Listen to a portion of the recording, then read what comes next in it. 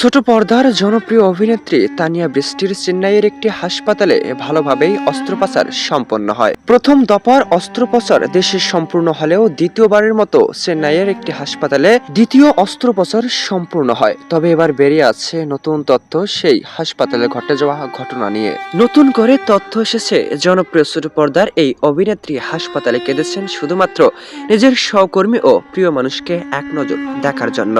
তবে পাশে পাননি নিজের প্রিয় মানুষটাকে।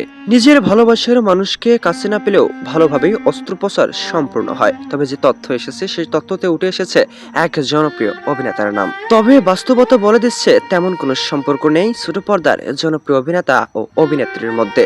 যদিও নতুন তথ্য উঠে এসেছে, তবে সবগুলোই ছিল নাকি মিথ্যা। চেন্নাইয়ের সেই হাসপাতালে অস্ত্রোপচারের সময় কি বা ঘটেছিল জনপ্রিয় অভিনেত্রী তানিয়া বৃষ্টির সঙ্গে, পর্দার পেছনে ঠিক কি বা লুকিয়ে আছে, যা জানাবো আজ আমরা আপনাদেরকে। কয়েকদিন আগেও অস্ত্রোপচারের পর বিভিন্ন তথ্য সামাজিক যোগাযোগ মাধ্যমে ভাইরাল হয়েছিল। জানা যায় জনপ্রিয় অভিনেত্রী তানিয়া বৃষ্টি মারা গিয়েছেন।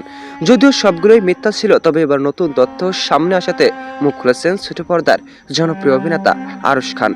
মন্তব্য করেছেন, ছোট পর্দার অভিনেত্রী তানিয়া বৃষ্টির সঙ্গে তার তেমন কোনো সম্পর্ক নেই। তাহলে কেনই বা সামাজিক যোগাযোগ মাধ্যমে এমন কিছু মন্তব্য আছে ভাইরাল? কেন হাসপাতালে অঝরে কেঁদেছিলেন ছোট পর্দার জনপ্রিয় অভিনেত্রী?